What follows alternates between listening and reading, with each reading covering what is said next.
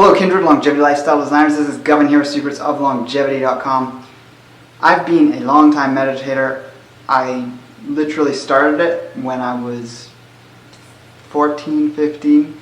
It was actually probably the first thing that got me onto a pursuit of things of a health type nature. It's not something I've talked about too much on my channel. I throw it in here and there. I've done a few videos.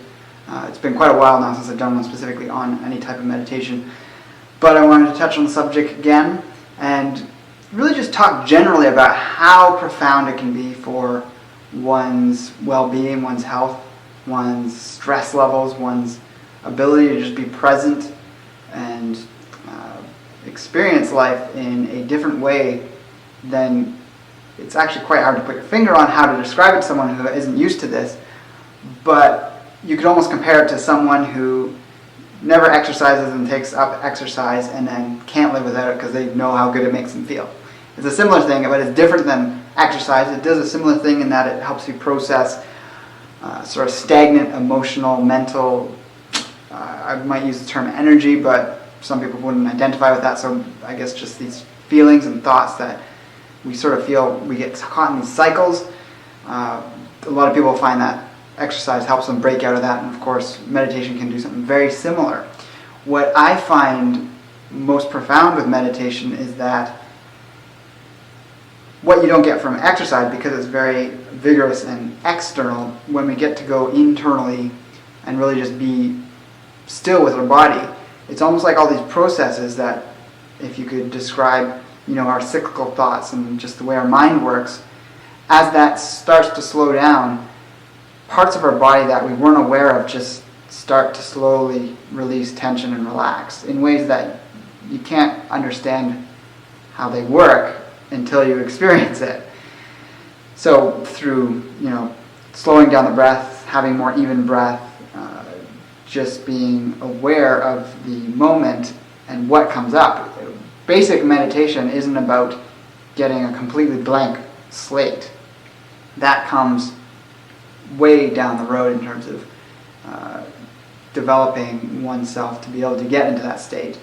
But the very basics of every system of meditation, even of a lot of martial arts and Qigong and yoga, is the basic sitting meditation. And that's technically the definition of meditation, is sitting and observing one's thoughts. There's whole systems that are based on just one exercise. There's obviously other exercises incorporated, but it's all about getting that one exercise to work even better. And that's essentially Zen meditation. I'm not an expert on it, I'm not going to try to sum it up, but from my understanding of it, it's about not imposing one's will on the mind in terms of like trying to say, okay, thoughts, we've got to shut up now, or we've got to stop these thoughts, or we're avoiding getting caught up in thinking too much about any one given thought. So that's the first challenge that people come up against in their mind when they're just sitting and thinking they're doing nothing, because it is about just sitting still and doing nothing. But to do nothing, you have to learn to not do those things that you're constantly doing. And this is what we don't realize when we never take the time to do this. It's different from sleep. It's different from just sitting down and relaxing with a book or other things. People talk about, I do this as my meditation. And yes, there's definitely relaxing benefits to a lot of things, whether it's taking a walk in nature or playing with a pet or whatever it is you do that is relaxing.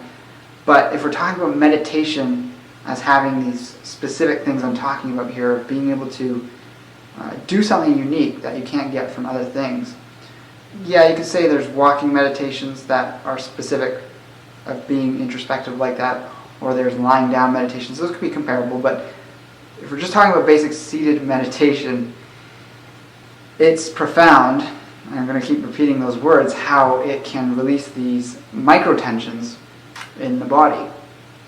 Personally, what I've experienced most drastically from it, I don't know where I'd be without it after almost a decade or more. And I'm talking about more when I regularly started doing it, which was in my later teens. I wasn't doing it like daily when I was 14. That's when I first started to hear about it and get interested in it. But yeah, it's been the rock in my life, the anchor. It really came to prominence in my life right at the end of high school when I went through my own troubles with some health issues.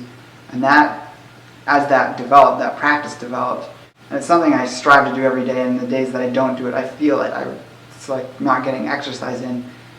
When I don't have that rock there, that solid ability to just sink into at least some degree of stillness, I feel it. You feel it in your emotions, you get stagnant. Just like if you're used to always exercising, you go a day or a few days without it, you almost feel lighter, physically lighter, when you continually do that.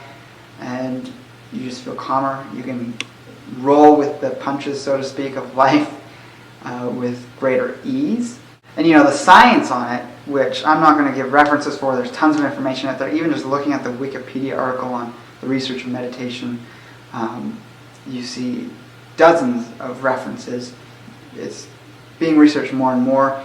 Most people are aware that the brain has different brainwave states, and describing exactly what's going on. Basically, we're in this day-to-day mode of doing different things. We're in a very fast spinning brainwave state. That's known as beta brainwave state, and then for some reason the way they've labeled it, alpha is actually a little bit slower, and that's the more creative state that people get into when they're either relaxing, reading books sometimes, or doing qigong, doing yoga, doing something creative like artwork, practicing music, etc. The brain starts to resonate at a different frequency. And when you get proficient in meditation or any type of internal exercise, if we're talking about qigong or these other sorts of internal energy work or meditative practices, then you have theta and then finally delta brainwave states. So these are all measured in hertz or cycles per second. And as those brainwaves slow down from, beta, alpha, theta, and delta, we get into more and more profound, deep states of inner stillness. Very few people practice long enough or with enough guidance to be able to be awake and in delta state. It's definitely possible, and there's ways of guiding people in it, but in terms of guiding yourself into it, it's not something you just learn to do in a year or two. It's going to take quite a while to become proficient at that. But if you've ever had any kinds of profound experiences with meditation, you know the value of it. It's so expansive and allows you to realize just how deep we are as aware beings, and that in and of itself is very refreshing. Any kind of long meditation I come out of, I'm always refreshed. My ideal amount of time to meditate per day is an hour. I don't always get that amount. Sometimes I miss a day. But just like anything, this is the kind of thing that builds up when you develop a practice, develop a routine. You have to do something you're actually enjoying, so it's not always just the most basic meditation I was describing. And I'm going to give instructions on a basic meditation in the next video, which, if that's already up, you can find it here, but if you're watching this a day or two after this video's come out, then that won't be up yet. And yeah, I just encourage everyone to try it. You can follow along to that video, or maybe you're already a meditator and this is kind of redundant and you're fully aware of all this, and maybe this helps motivate you to continue it or deepen your practice. Virtually everything I do in life comes back full circle to help me foster my practice. In the last year I haven't been able to be as devoted as I'd like to be, but when I actually sit down and think about it, that is something that is so important to me, that everything I'm doing in life is about creating space to have a more fulfilling, more complete, more in-depth practice.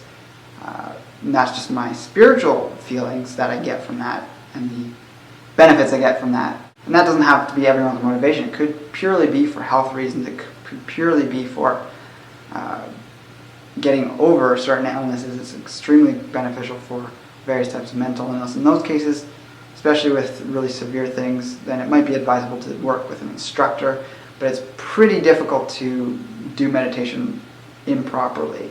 When you get into fancy kind of energy work or body awareness techniques, it can be a little bit iffy in terms of what you're doing if you're doing it on your own without proper guidance, but with the basics of meditation, they're pretty foolproof. So I'll be talking more about this soon in that next video, and let me know what you think in the comments below. Like, share, favorite, and subscribe if you feel so inclined. With that, I'll talk to you next time. Take care and embrace life without limits.